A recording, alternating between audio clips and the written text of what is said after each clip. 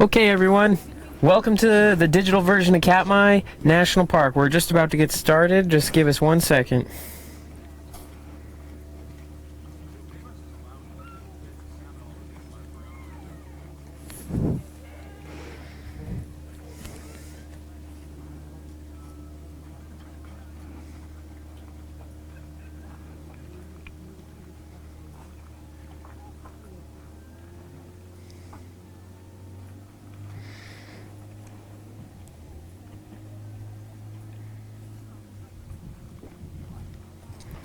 All right, ready to start? I sure am. Okay, welcome to the digital version of Katmai National Park. That's what I call it anyway. It's a good one. All right, so I'm Ranger Daniel. I'm Ranger Sara. We're here in remote Alaskan National Park called Katmai, and we're going to be talking over the next hour about bears and salmon on the Explore.org webcams. We're also going to be answering questions, right? We are all about the native Alaskans that have inhabited this area for many, many years. There's a big cultural element that overlays the salmon and bear stuff that we see all the time here. A lot of people, I mean, we're famous for bears, but it's not the whole story. It is not. In fact, people have been living here for thousands of years, as a matter of fact, and they have a very strong connection to both the bears and the salmon of the area. So we're going to be answering your questions as we go along. If you've got questions or comments, write them in the comments feed down below the Explore.org video, and we'll try and read through those and answer questions as we go. We've curated a bunch of questions already, and we'll be answering those. And here in a minute, we're actually going to step behind the camera, and we're not going to let you miss out on any bear viewing. There's been a ton of bear drama down here. Lots of bear drama, lots of bear jams. We just had bears running down right below us just 10 minutes ago. So we'll be talking about that. We'll be zooming in on whatever bear drama we're seeing. There's a few bears in the area, and there's probably going to be more coming through. We're going to be talking about the fish as well. We've got a lot of fish jumping today. Yesterday, we were out here talking in the pouring rain and wind. Today, it's gorgeous. Yeah, absolutely beautiful. So I just wanted to give a shout out again to Explore.org. We have about 5 or 6 different webcams around Katmai National Park here, and it's a remote place. This isn't just an easy place to put in webcams, but Explore.org has done that, and so you can go to Explore.org and you can watch webcams from all over this national park. Not everyone can come visit here, but everyone can go to Explore.org and watch the amazing bears and fish and all kinds of cool stuff we have going on here. We even have an underwater camera. We do. It's probably one of my favorites. Yeah, very cool. So we'll be talking for about an hour, and we'll be answering questions as we go. And before we step behind the camera now, I think we should ask the audience a question. Yeah, right? we should. Because we're going to be answering your questions as we go along, but I want to read answers to your answers to this question as we go along as well. This question is, why is it important to study the history of a place? So the history such as this really amazing place that we're at right now, which is Brooks Camp at Katmai National Park. All right. Yeah. So let us know your answers. You know, why should you study history? Why should you study culture? Think about it, where you live too. It doesn't have to be necessarily here. Write your answers in the comments. We'll be reading your answers as we go. All right, should we jump behind the camera? Let's jump behind the camera. Let's see what bears we can find. Yeah.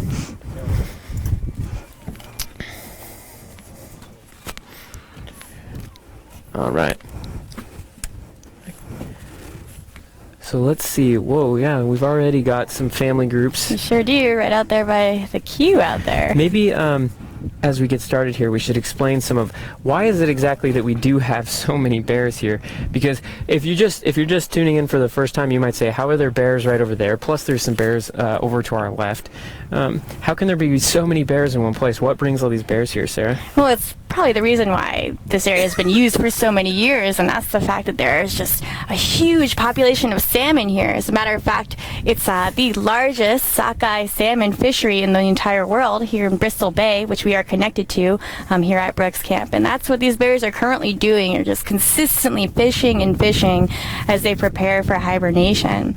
And as we look out into the river today, since it's such a sunny, awesome day, we can actually see a lot of the spawned out sockeye that are just at the very ends of their lives. And that's what these bears here are catching. Yeah, so I've got the camera zoomed in on, let's see, we've got at least one family group and then a couple of other bears in the area. Now, bears love to eat salmon, right? So that's why we have a lot of bears here. But normally brown bears are not social creatures, right? They don't like to be around each other. The only reason we see it happening is because they have such abundant food here, and that's the salmon. Exactly. So they'll tolerate each other a lot They sure more, right? will. They tolerate humans a little bit more as well, huh? Yep. This is a very unique place where we get to be in such close proximity to these really wild and incredible animals. All right, so we're able to view the bears here in Brooks Camp, this part of Katmai National Park, pretty well, pretty safely, because we're up on these elevated platforms. We're about 10 feet off the ground right now on this big wooden platform, and we're up here with half a dozen or a couple dozen visitors, and we're all just enjoying the view of these bears out there on what we call the spit, just that gravel bar out there. And there's bears up the river behind us. This is actually the mouth of the river right here. This is the Brooks River flowing out into Brooks Lake, Naknek Lake. You might hear some of the traffic down below us, maintenance workers hauling equipment up to the other parts of Brooks Camp. There's a lot of people out and about today because it's such a beautiful sunny day. All right, Ranger Sarah, let's talk about some of the natives of Alaska and the natives of the Alaskan Peninsula specifically, Sure. and kind of lay some of the groundwork for this. People have been here for a really long time. You sure have. But like, how long, exactly, and how did they survive through the winters here? That's, I think, the first question that comes to everyone's minds. Well, to begin with that, there's evidence of humans here on the Alaska Peninsula for almost 9,000 years, which is a pretty significant amount of time. So you take that amount of time and you take such a remote place that we're in right now, how would one survive in such drastic winters that we used to have here? Because it would get pretty cold and there would be a lot of winter storms as well. And they utilize some pretty unique living quarters, which if you were to come to Katmai National Park, you could actually see a reconstruction of one of these. And the native term for that actually is Sikluak or Shikluak, depending on where you're from exactly. And the really neat things about this is that they adapted to the cold weather by making these structures semi-subterranean, which means they are partially underground, which is kind of interesting because you can think of the parallel there with the bears and how they survive in the wintertime. Yeah, so I was just going to say is this is, everyone thinks of Alaska and they think of harsh winters, but Alaskan Native Americans in Alaska would have endured those winters and really even thrived through them, and the bears do as well, and it's amazing that they can do that. So we should talk then, I guess, about bear hibernation. That's how bears are surviving the winter here. Sure are. Well, we can see the very beginning process of hibernation right now, which is these bears are constantly feeding. They need to pack on all that winter weight to be able to survive the winter. And that's what they're doing. They're entering this phase called hyperphagia, where they just are constantly hungry and constantly eating all the time. So it's kind of a full-time job for them. They're out there every day eating. It's the ones that we're looking at right now in particular. The sow's out with her cubs, and her cubs have to be just as prepared for winter as the sow because they're all in it together. So they're constantly eating and getting ready to dig their dens, which some of which you can be found just outside of Brooks Camp, actually. Yeah, so that hyperphagia, let's go into that even a little bit more. I've heard that it basically means the mechanism, the biological mechanism that tells bears to stop eating when they're full, to say, oh, your stomach is full, you should stop eating for now. That basically just gets switched off, right? Yeah, pretty much. And they just don't stop eating. But I will say we do still see, even during that hyperphagia phase, bears resting. Often. Taking time to digest because they're gaining so much weight so quickly. It's all about calorie and energy economics, right? Like, it's about gaining as much weight without wasting as little energy as possible. Very much so. Very much so. And so that's what they're doing in preparation for the long, dark months of winter when they're going to be denning up underground, very similar to the native people that used to live in this area, and surviving off of those food storages that they've accumulated for so long. Yeah, so all right, I'm going to zoom the camera in on some different possible bear denning sites. First off, I can just zoom right up above the bears here, and you can see this is Mount Lagorce. It's this big, long mountain. And bears hibernate on steep slopes that are not too steep that the snow slides off of them, but steep enough that they collect a lot of snow, and high enough that they connect a lot of snow, because that snow will cover the entrance to their den and insulate it and act as kind of a door, keeping it warmer inside. It's a little bit of the bear technology there. So that's Mount Lagorce, and there's definitely bear dens up on the slopes of Mount Lagorce. Nice big mountain there. But there's other spots too. Over here we got Mount Katolanat. Bears definitely den up on that big mountain. That's one of the biggest mountains in the immediate area here. And if I turn the camera way back here, you'll see our floating bridge, and above that is Mount Dumpling. And I have personally found a couple bear dens up there. That's a very common bear denning site for bears that regularly use the Brooks River here, because it's really just the closest spot up there on those slopes. Now, down below that, there's a building in the trees. Yeah, sure is. Let's talk about that building, Sarah. That building there is the cultural site that I mentioned a little bit earlier, that if you were to come to Brooks Camp, that is the place where you would see the reconstructed semi-subterranean house. Again, kind of getting the insulation that they needed from being underground. And I should mention too that the people specifically that we're going to talk about today that were in this Brooks Camp area were the Alutiiq people, although you will see a lot of crossover. Just north of this area you would see a bit of Yupik people, and down southwest, more down on the Aleutian chain, you have the Aleuts. So in these semi-subterranean houses, which are prevalent throughout this entire area, as a matter of fact, here at Brooks Camp we have over 900 sites that have been spotted. So I've seen them. There's a map of the Brooks Camp area, right? And it shows just the Brooks River. It's 1.5 miles long, and it has dots wherever there were housing structures that these people used, the Alutiiq people used, and the map is just covered in dots, right? Absolutely covered. Yeah, that over the thousands of years that people have been living here, that they've lived in just almost every single spot along the edges of the river. Yes, they do. It's it was pretty heavily populated for a very, very long time. And again, that kind of goes back to the fact that there's such a huge consolidated resource here, and that's the salmon. Another reason why the people have been here, and that's why the bears are here as well. That's so interesting to think about, that, you know, just the salmon are the keystone, not just of this ecosystem and the wild animals that live here, but they're what draw people, and in a way they're what draws us to this place too. Very true. I've heard the saying that they are the lifeblood of the Alaska Peninsula. I like that. Yes, that's a good one. Okay, so if you're just joining us, I'm Ranger Daniel, and I'm here talking with Ranger Sara. We're in the lower Brooks River here in Alaska, and we're talking about the bears and the salmon and the people of Katmai National Park. We're answering questions as we go along, and we asked a question actually when we started. So I'm going to be trying to find some Do you have any of your good answers? yeah, let's see what we've got here. What was the question, though, for anyone who didn't hear it for the first time? Sure, it is. Why is it important to study the history and the culture of a place? Okay, and so today we're talking about the history and the culture of this place, Katmai National Park. But I'd be interested to hear your answers, or anyone's answers, for wherever you live. You know, what's so important about history and culture, and what can be gained from its study? Okay, so Sarah, you want to hear some people's answers? Sure, I'd love to. Okay. This person says that learning how people survived and used their environment and resources is not just interesting. It is interesting, but that's not all it is. Finding new ways to use plants could aid us with medicine and improve our quality of life.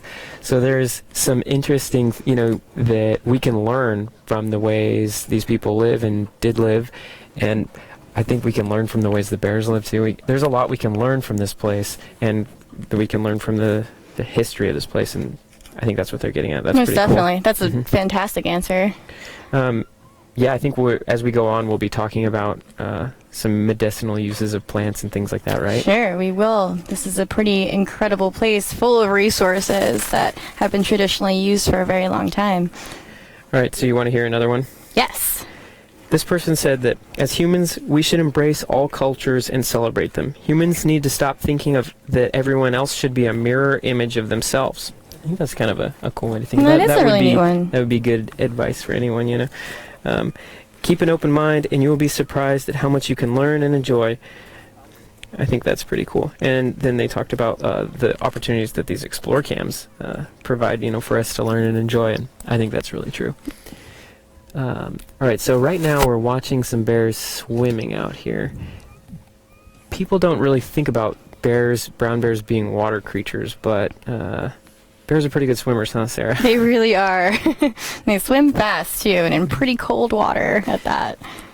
Yeah, all right. Let's think about that. How did the native peoples here get around in these? I mean, this is a pretty wet place. We got rivers, we got big lakes. I mean, Naknek Lake is the biggest lake in a national park in the country, I think, right? I believe so. Yeah, so how did they get around? So one of the main ways they got around, aside from just walking everywhere, which they did, there were some pretty major trade routes that came from the coast over the big mountains that we have here, and then put it in this water right here that we're seeing. And they did this with a very special boat, a boat that has stood the test of time. We still use this boat today, and that is a kayak. They call it kayak.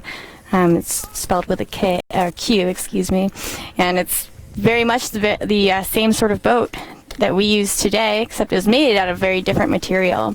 It was mostly made out of bent wood that they would steam, and wooden pegs that they would use to hold the skeleton in place.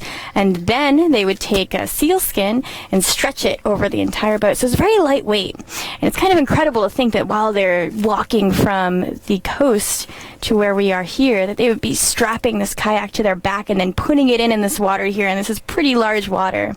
And these kayaks were a really big deal to the people that were living here. They were almost essentially an extra limb to them. It was their main line to survival, because they were going out and constantly fishing and constantly hunting from these kayaks. It got them around a lot easier, because I will tell you from personal experience, bushwhacking is not easy.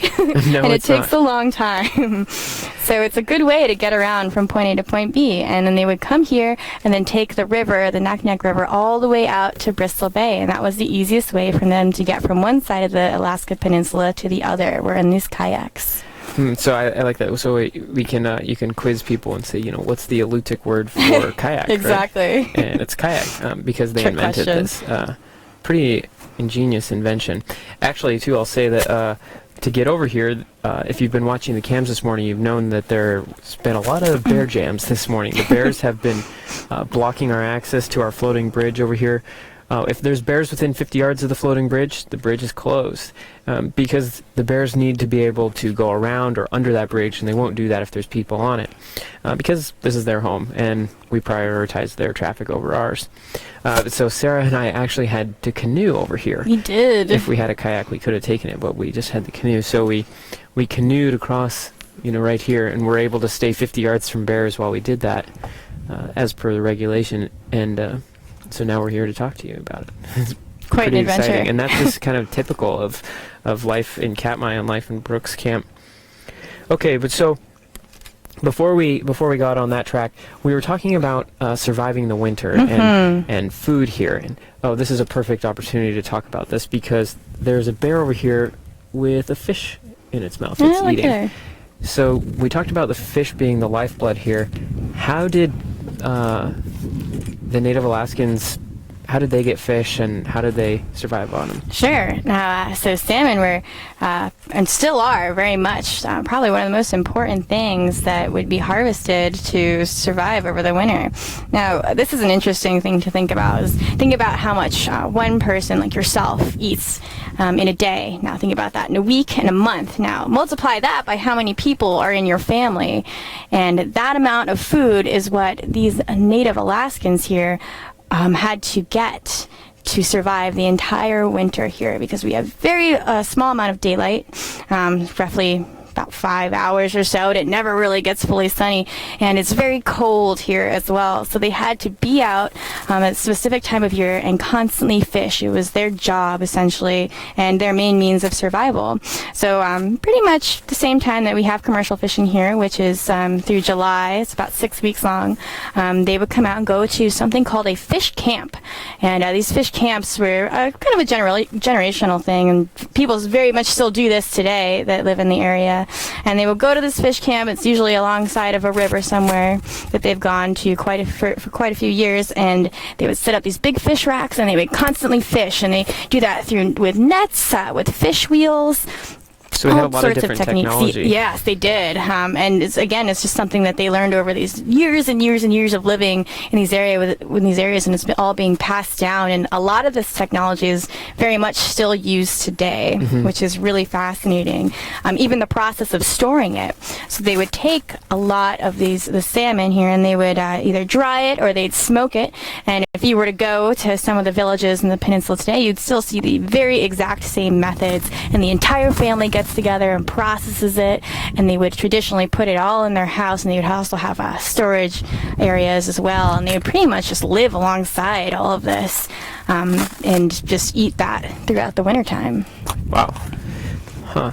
And so yeah, we're watching pretty much all of the bears that we're seeing on the lower river here right now. They're gorging themselves on the salmon. We were talking earlier about this hyperphagia period that the bears go through, where they just are really eating as much as they can, and they become a little bit less picky about what they eat. Earlier in the season, the bears are eating more of the nice, fresh, silvery, pretty looking salmon, but now they're scrounging around in these slow moving areas where the water's doesn't have much current, and they're picking up dead or almost dead salmon, and they're just eating them whether they like the taste or not. At this time of year, though, is a really good time for a lot of the local folk here, as well as the native Alaskans, to go hunting for redfish. So all the salmon that are spawned out right now are this bright red color, and they have very specific recipes that they would have for redfish. So they would still collect salmon even in this time period as well. Really? They just prepare it a little differently. Yeah. Interesting. Yeah, and so when you're watching the cams, when we're watching today, we can try and zoom in, and see on some of these fish. Sometimes you'll get a good glimpse, and you can tell what kind of salmon it is, because we have a handful of kinds of salmon. Oh, and we have a bear running down the road here. You sure do. All right.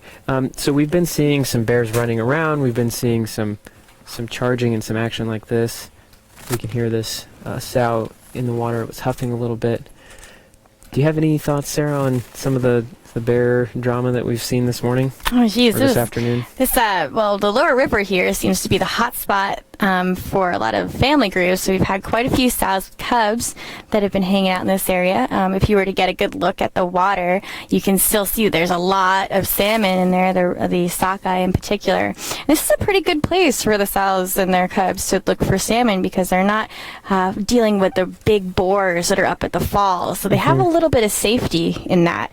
And it's pretty spread out, so they have a good amount of space for themselves. So they've all been hanging out in this area, eating, and then passing out for long periods of time, even within pretty close proximity to each other. So there's been quite a few bear jams this morning, but it's been providing some pretty great opportunities to see these family groups get as much fish as they can together. So, like we said, it's really just the abundance of food that allows these bears to tolerate being so close to each other. But even so, they don't always tolerate each other in close proximity. We've got a lot of bears bringing in fish over here now. Oh, look, there you go. We had a few different sows charging at subadults, charging at each other today and yesterday, and so it's sometimes we think, I can't quite tell. Does that look like a red salmon? Yeah, red, it does. Sockeye? It does. Yeah. So this will be great to watch this bear eat that. Yep, going right for it.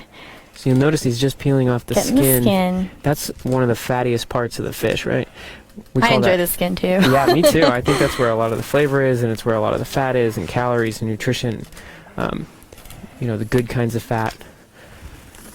There's a lot of good things to watch right now.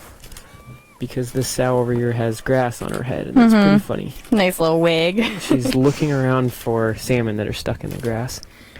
But anyway, we typically think of the big male bears as being the ones that are fighting for dominance and trying to jostle for the best position at the falls and for the best position to fish. But these female bears do the same kinds of things, and they won't always tolerate each other getting too close or getting close to their cubs, and every now and then they like to assert their dominance by charging or bluff charging each other, and it's really just a way to make sure that their cubs and themselves are staying safe.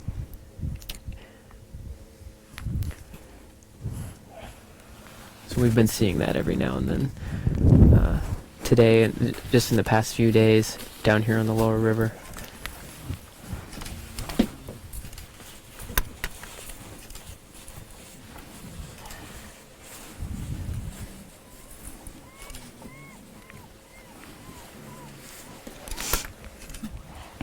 So we've talked about how the Native Alaskans survived the winters here and really thrived through the winters using unique housing structures. We've talked about how they thrived on and depended heavily on the salmon and everything.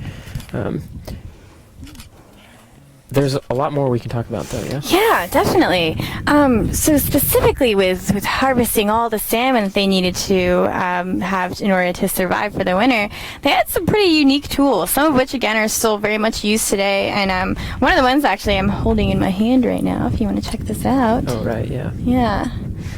Right there. This here is a slate ulu. Now you can find them in pretty much every gift store in Alaska, but they're made out of stainless they look steel. A little differently, yeah. They have really nice wooden handles. This is what a traditional one would have looked like. I actually helped construct some of these myself. And so what would that have been used for? Yeah, so it was typically used for processing salmon. So this would kind of slice the salmon up, just process it and make sure it was getting ready to be put together over on the fish racks for smoking. And it was also used for cleaning hides. So if they had trapped or hunted any animals that they were going to use, they would use this specifically to kind of get the excess fat off the hide itself, which is pretty neat. That's interesting. It is, and they still very much work. You'll see lots of people in their households. People still use them all the time. Very much so. Very much usually so. the stainless steel ones. Yeah, not the slate one so much. Although this one does work pretty well. I guess, just kind of one of the differences between bears and humans is that bears are really built for this life, and they're built to handle salmon with their claws and teeth. Humans have to depend on our brains more and on our ability to invent technology to do some of those tricky, challenging tasks for us. And I find it pretty incredible that people that have been living in such a remote area such as this managed to do it so well and really refine the technology that they did have, that it's still being used to this day. Mm-hmm. Well, I've got some more comments, and I've got some questions and stuff that I can send your way here, Sure. Sarah. Okay. Did the Native Alaskans grow any crops? We've talked about fishing and hunting and trapping and those kinds of things, but what about growing things? Sure. Well, there really isn't much in the way of growing crops that you would see in some of the lower 48 natives, but here it's mostly just the natural crops that you'd see here. So it's essentially kind of tending the wild that we're at right now. So most of the plants and animals too that we're walking by here were very much used. Pretty much every sort of plant here has either a different medicinal property or an edible property. So it's not that they were growing these crops specifically. Oh, it looks like we have a little bit of a confrontation over there. Yeah, that's a pretty common thing, right? Is for those bears to, this time of year especially, when there's so much food to go around for the bears. Right. These little spats like that are almost always just solved with words. Sibling rivalry. Mm-hmm. But going back to that question, there's most of the plants here, the other native plants that would be collected or consumed. Even right now, we can see from here there's some fireweed that has seen better days, but is still quite beautiful. This was used for quite a few things. The shoots of this fireweed, and if you're not familiar with fireweed, it's kind of the most iconic plant that you'd see in Alaska. It has these bright purple and pink flowers on it. Grows pretty tall. It does grow very tall. And right now the leaves are kind of turning a reddish color, which makes it quite beautiful for this time of year. But this plant particularly was used for in its early stages, when it's very tiny and kind of purple, can be harvested and just either eaten raw or cooked up. It has kind of a taste similar to asparagus. And as it matures, the flowers can be collected and either used in a salad, or you could make jam out of them. I've also heard instances where they'd use the leaves for a type of tobacco. And out on Kodiak, where they have goats, they would harvest the seeds, which are all kind of fluffy, and take some goat fur as well, and use that to either make a thread or to kind of stuff things, like a pillow or anything like that. Interesting. So they didn't grow crops. They did not grow crops. But that doesn't mean that they didn't depend heavily on plants and things growing in the area. Very heavily. I mean, every single thing here was pretty much used as a resource, and either a food resource or something else that they celebrated. They had a very heavy influence on their subsistence way of life, and still very much do. There's a great connection with the world around them. Okay, so some of the bears we've been watching have wandered upriver, and I'm sure that some will wander back down. And I've got the camera zoomed in out in Naknek Lake. We have a bear snorkeling around. That's what we call it when they're swimming out in the deeper water looking for fish that are moving slow underneath them that they'll try and catch and eat. And I think that bear even has a fish right now, or just did a moment ago. Okay, so we talked about fireweed. What are some other medicinal plants? Sure. Well, one of my favorite medicinal plants I like to talk about is we have here northern yarrow, which you actually can see one from here. I don't know if you've been way too far, but it's got kind of feathery leaves and these tiny white flowers. And there's a variety of these that are around, but traditionally they could be used in a tea that you could steep, and it has a pain relieving quality. You could also take some of the leaves and the flowers and mush them up, and you can put them on bug bites. It reduces the bug bites, of which there aren't many bugs in this area. That's cool. Yeah. Okay, so I've got the camera zoomed in right now on some of the fireweed, but is is there some yarrow right behind it and below it, or where is the yarrow? The yarrow that I'm seeing is kind of straight out. It's by the fireweed, but it's we tiny. can see it through there. It's just the white flowers in there. But the fireweed, then, you can see is really, the leaves are turning red. And these are incredibly prolific. They're all over the place. So essentially their grocery store and their pharmacy was right outside their door. Wow. But yarrow is a good one. That traditionally has cured things like stomach aches, infections. It helps stop bleeding. It's kind of an all-around medicinal plant. So now, I've heard too that the Native Alaskans used collected bird eggs for food, right? Very true. Very I was true. just thinking of that because we've got so many of these seagulls out here. Yeah, there's a lot of birds, coastal birds in particular, that they would collect their eggs, but they would make sure that they would never collect the entire nest. They would always leave some, because they kind of had a really good idea of sustainability as well, just as before the term was really coined. It's called Ayuluki, which is gathering. It's like their way of being alive, essentially. And they wanted to make sure that they left some, so the next time they were to come back, there would always be more. And it was a kind of a way of respecting. That's so smart. Yeah. Yeah. Some people were asking why we have all these birds on the lower river right now. I can answer that. They're waiting for salmon. They're hanging out here for the scraps that the bears leave behind. Sometimes the bears leave behind the guts or just different parts of the salmon that they don't eat the whole thing. And nothing goes to waste here. What the little cubs don't eat or what the younger bears don't eat that's left behind from the bigger bears, the gulls will get. And of course then all kinds of little bugs and things feast on it too. But a lot of birds depend on the fish that the bears leave behind. So at the beginning we asked, what's important, what can we learn, why should we study history and culture, and a lot of people have been providing some cool answers, and so I can read some more of them. One person in the comments wrote, "Each person is a living history. We live in societies with intricate cultures, traditions, and religious beliefs that have not been created in the spur of the moment. We use technology that we ourselves did not invent. Each person comes into this world with a specific genetic map, a genome. This has evolved during the entire lifetime of the human species. Understanding history is vital to a good understanding of the importance of being human." Wow, that's really poignant. Isn't that Yeah. a good response? Yeah, so you can always ask us questions in the comments, and we're trying to read through some of those. And we will be asking you questions as well as we go along, and I'd love to read your answers.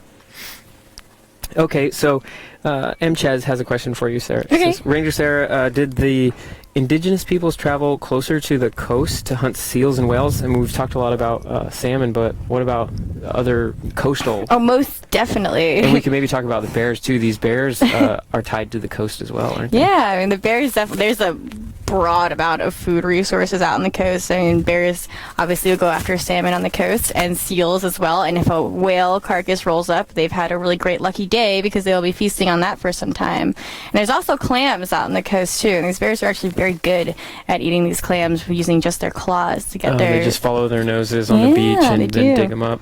Very much pretty so. amazing. But yes, it's a great question. They would go out coastally for the majority of the time, really, because there are so many food resources out there, including seals and sea lions and otters and whales too. And can you imagine what that must have been like to go out hunting these gigantic creatures in just these tiny little kayaks? The only thing I could think of that would be scarier is hunting a bear. Yeah, that would be quite scary out there.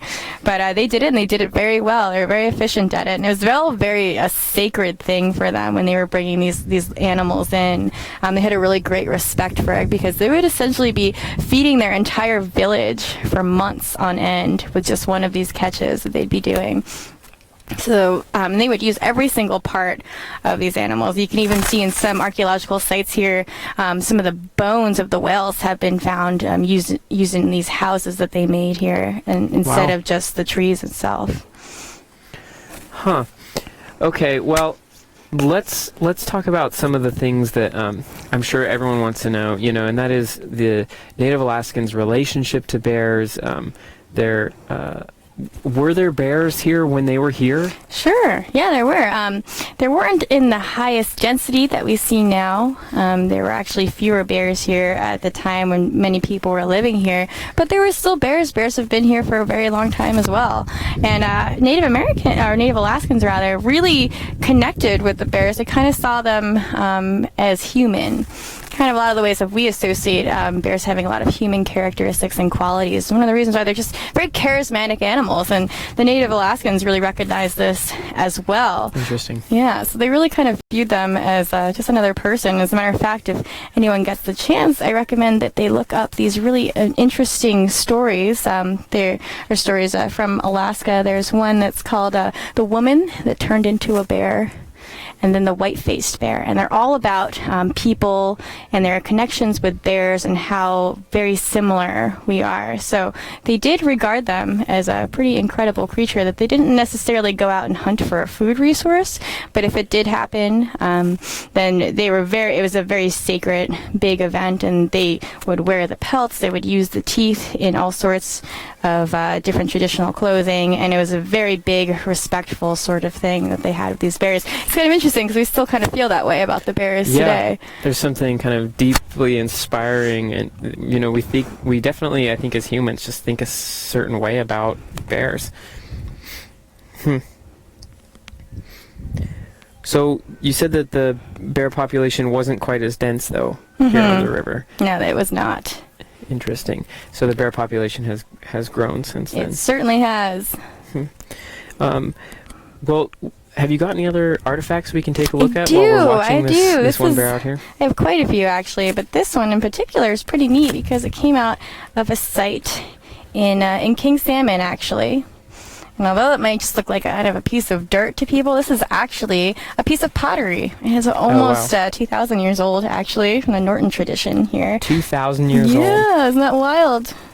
Wow. Yeah, so you can actually see some of the markings on it here. And this was a fiber-tempered piece. If you were to look closely, you can actually see some of the fibers in this pottery here.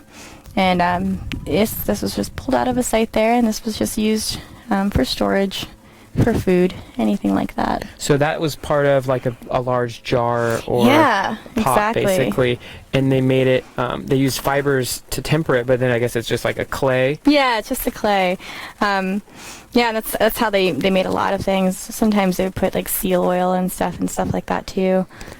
Wow. Mm-hmm. So they had some sophisticated technologies They did. even 2,000 years ago. Mm-hmm. That's pretty amazing. Yep. Again, all from these resources that we're looking at today. Everything came from the land here, which is why they had such a strong connection with it. Wow. So if you're just joining us, I'm Ranger Daniel. And I'm Ranger Sara. We're here in Katmai National Park. This is a pretty big remote national park, one of hundreds of national parks around the country. You're picking a good year to visit national parks or to watch these live chats from national parks. It's because it's our centennial. Yeah, it's exciting. Yeah, this is the birthday of the National Park Service this year. The National Park Service has turned 100 this year. The Park Service started back in 1916. So it's been a great year celebrating that. And so today, Ranger Sara and I are talking about the bears and the salmon that we see out here. I've been just watching a salmon right over here. I'll try and zoom in if it comes back up. That's just been surfacing a whole bunch in the water right here. And we're also talking about and answering questions about the Native Alaskans who've lived here for thousands of years. A lot of people think about Brooks Camp and they think about bears. They think about the salmon maybe, but this has been home to humans for a very long time. Indeed, it has, a very long time. We've been attracted to this area for quite some time. It's a pretty attractive place, I would say so. Okay, here's a question for you, Ranger Sara. Sure. How did the Nova Erupta, how did the largest volcanic eruption of the 20th century, there was a big volcano here in 1912, how did that affect the Native Alaskans that were here? Like, were there... I guess they were here before that because they were here for thousands of years. So I guess they had to leave? They did, and that was actually a pretty big effect that it had on the villages that were in the area. If we were to look up this Naknek Lake here, there's a specific park called the Iliuk Arm, and at the far end of that there was a village called now Old Savanoski. That's where some of the just eyewitness accounts that we have of this eruption came from. And then out on the coast there were a few villages, including the village of Katmai, which is what this park is obviously named after. They were very strongly affected by this. But the really fascinating thing about this is that nobody died during this eruption, even though there were people inhabiting this area. So, I mean, this volcanic eruption was 30 times greater than Mount St. Helens, so it's massive. Yeah. And people died in Mount St. Helens. They sure did. But in Nova Erupta, no one died. No one died. And of course, a lot of that may have to do with the fact that this is a very remote area. But another thing is that the people here had been living with volcanoes for thousands of years, so they knew what to do. We are on the Ring of Fire here, so this is kind of old news to them. It was like part of their cultural history. Very much so. So we've been asking people, what's important about studying history, what's important about studying culture. Well, for them, part of that studying their history was knowing that this was a place where volcanoes erupted, I guess. Exactly, and it was their home as well, and so they learned to adapt to that. And there was stories passed down from elder to elder, to generation, about what to do during these eruptions. And some of these were, to turn your boats over so it doesn't collect ash, get as much water as you possibly can, and stay inside so you're not breathing in this hot ash and potentially toxic gases that you could breathe in. And that's what they did, and they managed to survive this and get picked up by some boats that were coming from Kodiak to save them. But you can really imagine what they must have felt as they were seeing their homes just be covered in feet of ash, and seeing the land that they had lived off of for so many years and were so reliant upon just be completely covered and devastated. So that's kind of an interesting thought to take with you, to think about what it would be like if that were to happen to your home. Yeah. I mean, I like to just take a second and imagine and look at the landscape I'm looking at in front of me, I'll zoom out the camera here. We're looking at a bear, we're looking at the forest and the lake and everything. Imagine a foot and a half, a foot of hot ash dumping on top of that, and how much it would dramatically change what we see in front of us right now, and how hard it would be to live through that. I believe it actually stopped the salmon run for roughly 5 years, too, as well. So it would have made it very difficult to live here. Definitely. All right, Sarah, someone else, Chippy, has a nice comment about why it's important that we study history and culture. So that we have so much to learn from those that were here before us. I think that's like just the simplest way of putting it. That it's about we can learn about the future by studying the past. Yeah, not forgetting the past. Keeping it incorporated with our future. So they say, Chippy says, many different cultures had to learn to adapt to changing climates. We now need to do that as climate change accelerates. I think that's also... That's a pretty good one. Yeah, pretty good point. That's pretty neat. Okay, well, so one of the other big changes that faced the Native Alaskans was the coming of Europeans, and the first ones to come here were the Russians, right? In fact, they were, yes. So we got some props we can some take a look pretty at. colorful props. Because our bears have fled the area. Do you see any bears in the area? I don't. All My right, bear so this vision is a isn't perfect working. time to take a look at some really cool things. If you thought these past props we had were cool, just wait, because this is even I saved the cooler. best for last, yeah. Okay, I've got the camera tilted down to these. All right. So what do you think these are? I may be able to guess already, but these are jewelry of some kind. They are, yes. These are in fact some trade beads. Wow. When the Russians came here, because they were really the first people to make contact with Southwest Alaska, they brought a lot of trade beads, trinkets essentially to them, but really valuable to the natives that were living here because of just their vibrant color. They'd never seen anything quite like this before. These are really beautiful. Yeah, I'll talk a little bit more about what each one are. But so the color spectrum for the Alutiiq that were living in this area, essentially like 4 colors. They had like blue and red and white and black, and something like green would be like a version of blue, or orange would be like a version of red. So to see something like this in such bright colors just completely blew their minds, and it was really used in a lot of their artwork and their sewing and just their headdresses. And so these were very, very highly valued, especially the red color, because that was so very similar to a lot of the clay beads that they had before. And the blue color, the blue was considered very sacred, especially to the whalers, because they were constantly out in this big blue ocean, and it provided them with good luck, especially for whaling. Interesting. Yeah. So the ones that we have here, these are the most common ones you'll see right here. These are white hearts, and the red white hearts are the most common one that you'll see. They're mostly made from Venice, out of the Cornaline de Aleppo's, and the Russians would bring them over here and trade these for things such as just hundreds and hundreds of pelts, because that's what the Russians were here for. Once you get animal fur pelts. Lots of fur pelts. They'd make those into fashionable clothing. They in Europe, would, especially the collars. They're really into sea otter collars as well. And they noticed that the people that were living here were just experts at hunting, as they had been doing it for so long, and they just were really, really good at it. So they pretty much forced a lot of the people here to hunt for them, and in return gave them these beads, which were just kind of trinkets to the Russians, but like I said, very incredibly valuable to the people that were living here natively. Here we have, these are called chevrons. These are particularly beautiful that we're looking at here. Yeah, they are. And they're kind of heavy. They're very heavy. Yeah. If you were to find something that had these chevrons on it, it'd be a pretty big deal. These are very highly regarded. And again, this is just cane glass that was blown. They could be, I believe this particular one is actually from the late 1700s. And it's either made in Italy, or I believe they could also be Dutch as well. And again, take note of that really deep blue. This would have been a very valuable piece to some of the natives that were living here. So you could see some of these older pictures of them, and they would have a lot of this incorporated into their headdresses, into their jewelry. They really did have a very big emphasis on aesthetics here too. So a lot of things they had form and function as well. Wow. Huh.